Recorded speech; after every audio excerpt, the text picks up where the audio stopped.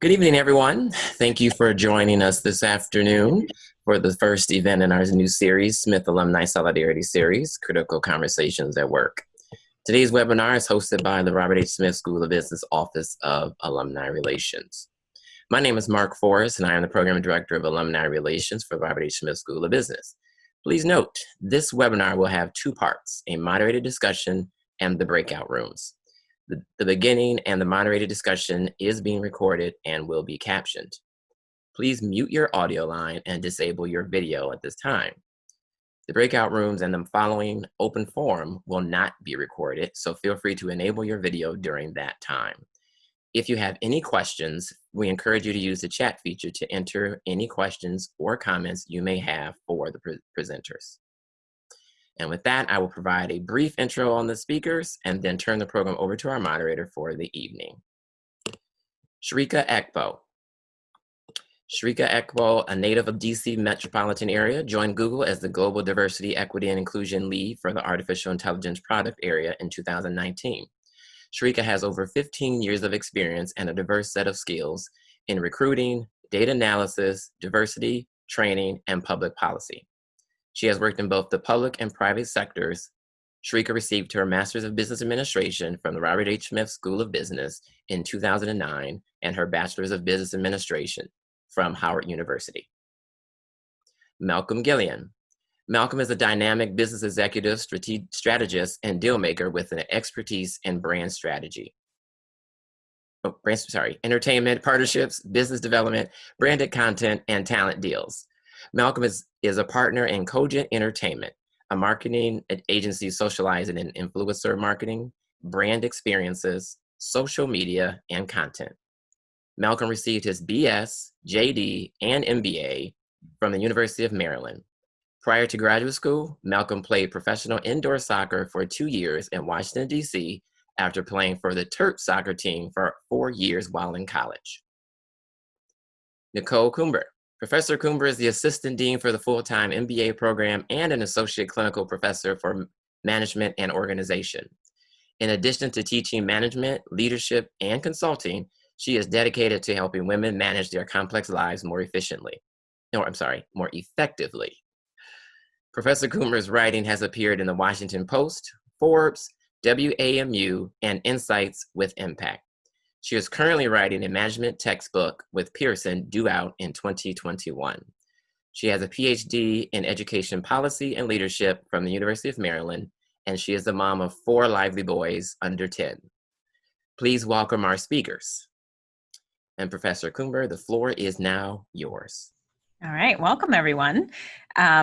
Thanks, Mark, for the introductions. It's been fun working with this group to put this together tonight for you all. So I want to start out, we're talking about critical conversations at work, and there's so many different directions that we can take this particular topic. But what we're going to focus on first is we're going to take a look at kind of some of the experiences of our 2 panelists for tonight. And then as Mark mentioned, we'll be going into breakouts in just a little bit. So I want to start with a discussion of career progression. One of the most important, crucial conversations that we are going to have in the workplace is with our boss around career progression. How do I get that next promotion? How do I get a raise? How do I move forward and head in my career? And one of the things, I'm going to share a link in the chat here. There's been some recent work done in USA Today, actually, on the kind of dearth of Black leadership in organizations in the US. Whoops, that's not the link. It gives some good statistics, which I will cite a couple, but I just wanted to make sure that you'll have that link for the article. So one of the interesting things is this statistic really jumped out at me, that out of the 279 top executives in the 50 biggest companies in the S&P 500, only 5 of those individuals are Black. And 2 of these individuals have recently retired. It's less than 2% of top executives at our top firms that are Black. And we're seeing when we talk to people about why that is, career progression and the lack of people getting the mentorship, sponsorship ability to have to get to that next level is given as a reason why. So I wanted to ask, start off with Malcolm and then we'll move on to Sherika too. Have you felt that you've received adequate mentorship and sponsorship when you've been in corporate America? And how has this affected decisions that you've made in your career? And, how have those conversations gone when you've had them? So Malcolm, go ahead and start with you. Hey, welcome everyone. Glad to be here. So from my perspective, I had, I guess when you speak of sort of Fortune or 50 biggest companies, I worked at Ford Motor Company and American Express. So I had two experiences at very large organizations. And for me, what success I did have there was all 100% due to mentorship. So my first job out of grad school was at Ford Motor Company. I was working in finance and a sort of management training program where you sort of rotate to a bunch of different positions. My first manager, a guy named Rick Rowe, was my first job out of grad school. I mean, he was my mentor, my champion. I mean, he showed me sort of how to be a professional and work in that environment. I was working in the Ford headquarters in Dearborn, Michigan, straight out of grad school, and had spent most of my time working at law firms through my graduate school and then at Morgan Stanley. So I had sort of banking and law firm experience, but not really like corporate experience per se. So having him as a mentor, serious crazy.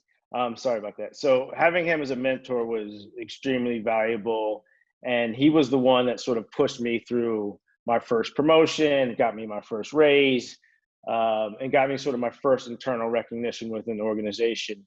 And he happened to leave and he brought me to American Express. So sort of that one relationship and that one mentorship was absolutely vital to the first 3-4 years of my career, where I had two jobs at Ford, and then ultimately, he brought me to American Express, where I worked in finance. American Express, great company, was able to network, and you sort of rotate across positions. And I moved into marketing, and then, although I found my passion for marketing, what happened sort of derailed my career at American Express was I didn't have that mentorship.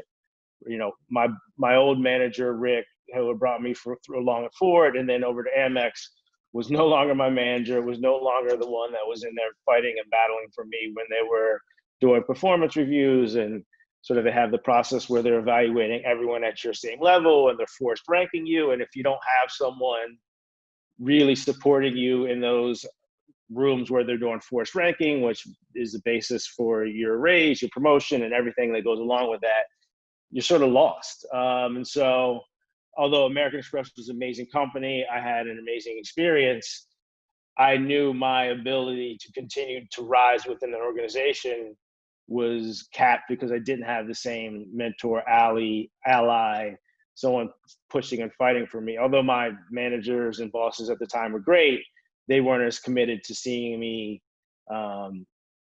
advance in the organization as Rick had been.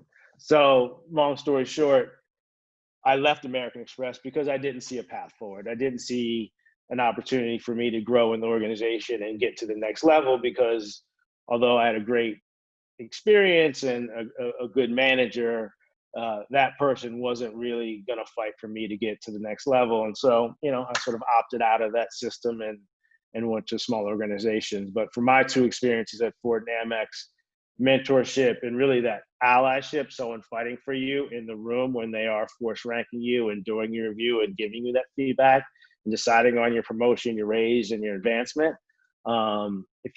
If you don't have that, you're at a loss. So that was my experience. Yeah. So this Rick Rowe is really like a sponsor for you. Can you tell me a little bit? How did you approach him? How did that relationship develop? Did you kind of ask him to sponsor you? Was he just... No, not at all. I mean, he was just an amazing manager in that he spotted someone, I think, in his opinion, with talent and just needed a little bit of championing and support and mentorship to achieve their potential. And he just took it upon himself to do it. So it's not like I was too naive to even know to seek out that mentorship. I was too naive to even know that I was being force ranked and compared against my peers. And if my manager wasn't fighting for me, I was not going to win in that situation. I was too naive to even know that was happening. As I sort of 2, 3 years, 4 years in my career, I became a manager and got in the room and had to force rank, people below me. I understood, what that meant. And if you didn't have that support, what that meant as well. That's really powerful to that forced ranking and the impact. And I think we'll talk about that a bit more with organizational culture. Sherika, what about you? What can you tell us about your career progression and how those conversations took place, and if you got mentorship and sponsorship the way that Malcolm did? Thank you, Nicole, and thanks, Malcolm, for sharing that.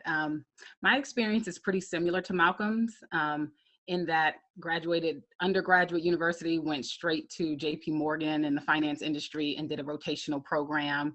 And there, was kind of paired with a mentor, but that wasn't the mentor that I had chosen for myself, right? So having being paired with a mentor versus being chosen or you choosing your own is a different relationship. Fast forward, went to Smith, graduated and decided I wanted to explore the federal government and enhance those skill sets. And so I did so with the Department of Homeland Security first. And what was interesting is my manager at the time, Rochelle McFall, actually served as a pseudo mentor. And I looked up to Rochelle because she had been navigating the government politics for over 30 years. So she knew exactly how to do it, who to talk to, when to speak up and when not to speak up. And that was a really helpful relationship. But I think the relationship that helped propel my career in government and quite honestly put me on a fast track was because of my sponsor, Luke McCormick. Luke McCormick was the Chief Information Officer of the Immigration and Customs Enforcement Agency. He's also an EMBA of the Smith Business School. And so once that connection was made and we found out that we were Terps, Luke literally took me under his wing and allowed me.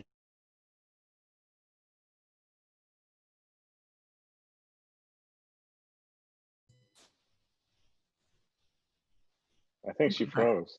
I think Sherika froze. Oh no. Oh, man. Okay, we'll give her a minute to come back. The other aspect of Sherika, I think we lost you there for a minute. You're the last just thing talking about Luke and froze. Yeah, you talking about Luke and how he took you under his wing, and then. So okay, am I back? Rewind. You're back. Rewind a little bit. No, I'm so sorry. No worries. So Luke took me under his wing and really was my advocate and champion behind closed doors. He let me shadow him as a member of the senior executive service. You're very in tech, no less. You're in a lot of confidential conversations, but he brought me along anyway. And I really do believe that him opening my eyes up to just the possibilities of our future government leaders was very helpful. But there's another piece of this equation that I would like to introduce to the conversation, because there's a mentor, someone that you kind of choose, a sponsor who may choose you, or you may be introduced to, and then there's the community, right? So the other reason why I was successful is because of what we call employee resource groups or communities or whatever we want to call them at our place of business. But it's really that community of people who are like-minded. So whether that's you identifying with a group because of your gender, your race, your level, interest in dogs or cats or whatever that community group is, that community of people has been extremely valuable in my progression, because what I found is most of those people were peers of mine and would share different opportunities that I could, apply to, or work streams or projects that I could get on that would get me the visibility and the access that has created the career mobility for me. So I wanted to make sure that I shared that third prong to the equation. And of course, I've got to pipe in here and say that the research does support that. There's a great article that I sometimes teach with called "The Strength of Loose Ties," and it is those communities that share those resources. And I think part of what we're, I know that the alumni relations folks are trying to do is to kind of start to build that community around Smith and make that part of, what we're doing. So I think there was something that I wanted to go back to. that both of you kind of indicated, and Malcolm, you've been in, and I know this is sort of out, like off the script, but Sherika, you said that somebody that could advocate and champion for me behind closed doors. And Malcolm, you kind of indicated that too. And then you said you'd been in those rooms where those conversations are happening. Could you give us, both of you, give a little bit of insight of what's it like to be on the other side of the table? Do you feel pressure to help lift up other people who are Black or other minorities in the workplace? Do you feel that pressure? Is that something that happens? Do you feel like you shouldn't, speak on behalf of other people that happen to be from your background? I guess in my situation, I was the only person of color, so it wasn't even.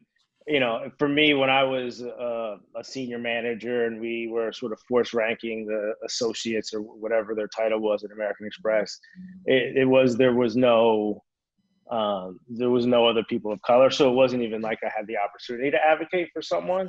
But what I did take away from that experience is you can or you can't for the people that report to you.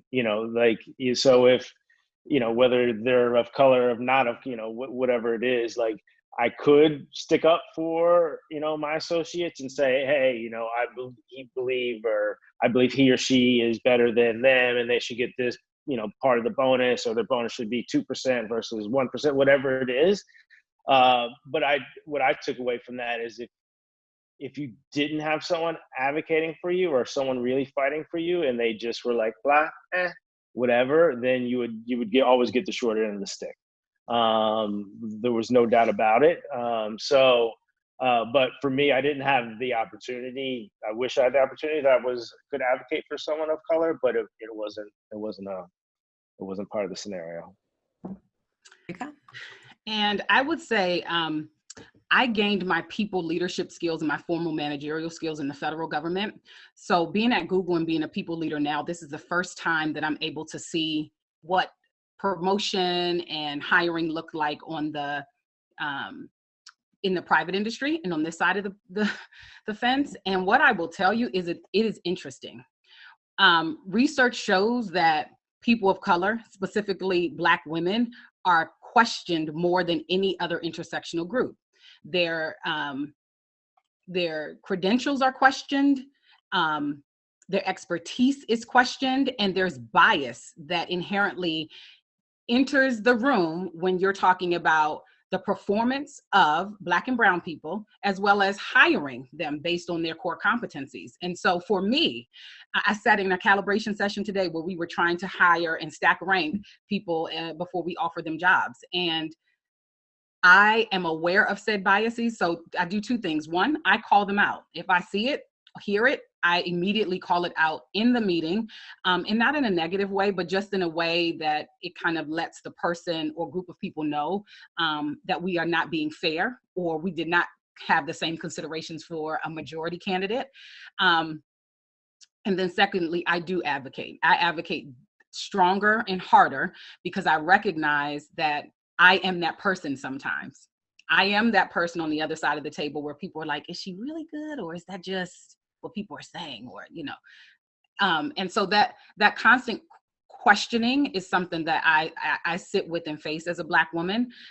Additionally, the microaggressions that go along with being Black in the workplace are strong. And so I know that erodes the confidence of applicants as well as employees. And that confidence erosion is something that ultimately shows up in performance. And so that I can't do anything if you're not performing and I'm in that room. I can't advocate for you if you're not performing, but if you are performing, you can count on me to be a champion to ensure that there is fair and equitable outcomes for our people processes at Google. Speaking to the microaggressions, I do want to address organizational culture. I think we have about 10 minutes left for this part of the conversation. And, the reason I asked that question about, do you feel either like you need to advocate or conversely that you can't advocate is because what we see in the research is that a lot of people from all different backgrounds, but Black people in particular, feel a pressure to what's called cover. And so particularly, I think what happens with Black people is they feel the need to cover, like they can't represent other people like them in that room. They feel like, oh, I'm going to seem biased, or, that's going to be something that people are it's going to be a mark against me, right? If I'm advocating too strongly. It's called advocacy-based covering. And it seems as if to a certain extent, there's, both of you are challenging a bit of what's happening in organizational cultures. Malcolm, I know you've spoken about the organizational culture you're trying to create. Sherika, you've talked about, being an advocate in the organizational culture at Google. So, this organizational culture is such an important piece in creating inclusion and creating belonging, so that diverse candidates, people from lots of different backgrounds, don't just come, but that they are participating, they feel like they belong, they feel like their unique perspective and voices can be heard. What are your experiences in creating organizational culture, but also maybe experiencing organizational culture, and maybe speaking out when something is wrong, and having that crucial, critical, difficult conversation? Shrika, do you want to start, and then maybe Malcolm? Sure. So I'm pretty fortunate to be in a space where innovation and dissent are encouraged. And so if things don't work, we have very vocal people that let you know in a very direct way. So that can be a blessing and a curse. But I will say that belonging is a very nuanced concept that tends to be at the end of an inclusion journey, right? So when we talk about diversity, equity, and inclusion, people first start with diversity and trying to make sure that there are multiple perspectives represented, and then inclusion, how to actually bring those perspectives into the dialogue so that the decisions that are made on a daily basis are representative of everyone. And then belonging is that concept and that unifier that we're all still striving for, and yet have not yet achieved. It is that sense of being that says, I identify, or we are the same. So I like to tell people, I'm not different from you, I'm different like you. So I don't have to be the exact same as you in order to belong, or for us to identify, or find some unifying factor. I think that what we have to do is actually try to find some commonalities that we can bond over. And I think that, one way that I've seen our teams do that a lot is with our offsites. We do a lot of offsites. Well, right now we're quarantining, so we don't get that luxury, but even some of our virtual events and retreats really create this bond that gives us the opportunity to belong to a group that is within a group. And so when you create that sense of belonging, people are much more likely to feel satisfied and complete at work, which ultimately then leads to higher performance and productivity. But I think that companies first have to start looking at employee satisfaction, and that generally happens using an engagement survey. And from that, understand what the quantitative and qualitative factors are in that survey and the results. And then you can try to create belonging and different activities that will really bond your groups together. Malcolm, thoughts on kind of what you've experienced, and really kind of what you've created with your organizational culture to kind of get people's unique perspectives out? Yeah, I mean, for me, it's, I don't know how many people know, but now I have a marketing agency. We do events, we do social media, we do brand strategy for big Fortune 500 brands. And because we are working with, I've got beer clients, I've got cosmetics, I've got fashion, I've got Chinese footwear. We've got a super wide range of clients. So that in itself requires you have a super diverse organization. That being said, I am incredibly intentional about having a diverse organization, like incredibly intentional about making sure that even though I'm not doing the direct hiring or looking at resumes, that the folks coming through the door, that we are creating a diverse, super diverse organization. And so I just make that a priority. And I just flat out, I'm super honest and intentional about it. And so that's just the way I approach it. That being said, when I was at a much larger marketing firm, and I was sort of a VP level person, and had the ability to hire and make those decisions, I was frankly scared to bring in too many Black people. I would hire a couple of Black people, and then people would be like, "Whoa, well, are you just hiring Black people, or you just And so you'd be like, "Whoa, let me make sure I hire someone that's not." And so that is those sort of microaggressions you talk about. When I was in a large organization, I was just kind of making hiring decisions for my team. When it got too diverse, I did get comments, and it was crazy. It was like, "Whoa, like you only can find Black candidates." And I was just like, "No, I'm trying to hire." We were doing cultural marketing. Like, I'm trying to hire a team that understands culture. Period. So, it was interesting. So now that I do and have the opportunity to build an organization, I have been very intentional and matter of fact about it. Yeah, I feel like that fear, I mean, that speaks to kind of some of that covering, right? That worry. It's like, oh, what are people going to think? And yeah, I love what you said about, I'm super upfront about my organization. I was teaching on organizational culture today in my undergrad class, and we said the number one thing that matters as far as organizational culture is the founder and the values that the founder espouses and the stories that that are told in the organization. And so it becomes the legacy in your organization, right? So we look at Apple, Steve Jobs isn't there anymore, but stories about him and who he was still informs that. And, it seems like your organization will be like that too. All right. So we have like 3 more minutes. Sherika, I don't know if you had a comment on that or any thoughts? No, I mean, I really identify with what Malcolm said in terms of hiring, people of color specifically.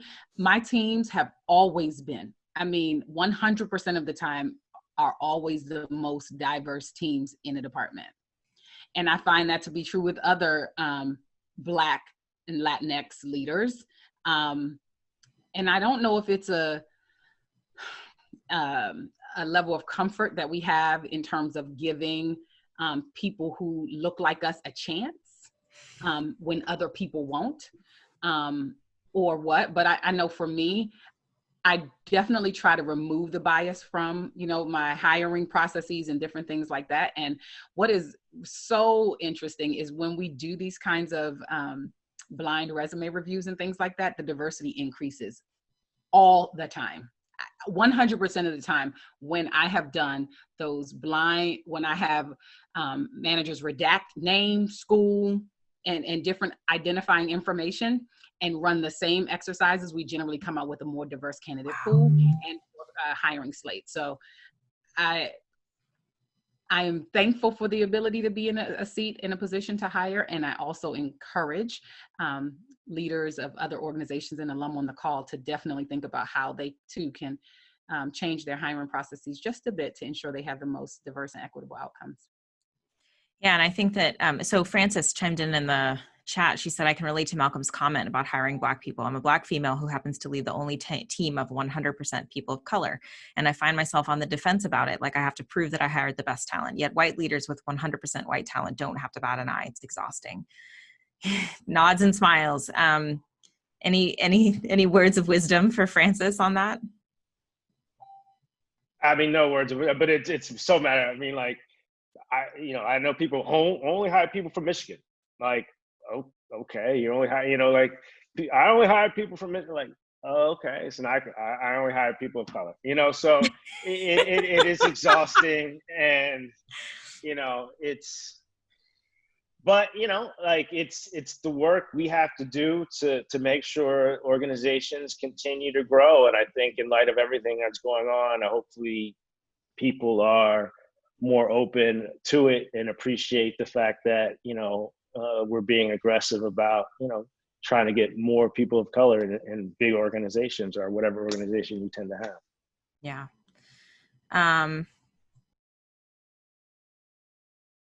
Hi, Stephen. Stephen had a question. Are blind, and I know we're about to head into breakouts, but I thought we'd address Stephen's question here. Are blind resume reviews the answer to this? It feels like we were removing what makes the candidate special as opposed to educating and changing the bias of the hiring manager. It's a really great question. Sherika, do you want to weigh in? Yeah, so Stephen, I agree with you 1000%. What I have found over the years is that educating leaders is a process, and a lot of it is a process because people are on different walks in their education journey. And so we would have to work on removing bias in the various stages of the hiring process. And that just takes a little bit more time. So in the essence of us having that time, doing some of these blind resume reviews have definitely been an intervention that we've deployed to really try to diversify as best we can. But to your point, no, it's not the answer, but it's a short-term fix until we can get some of the systemic issues worked out.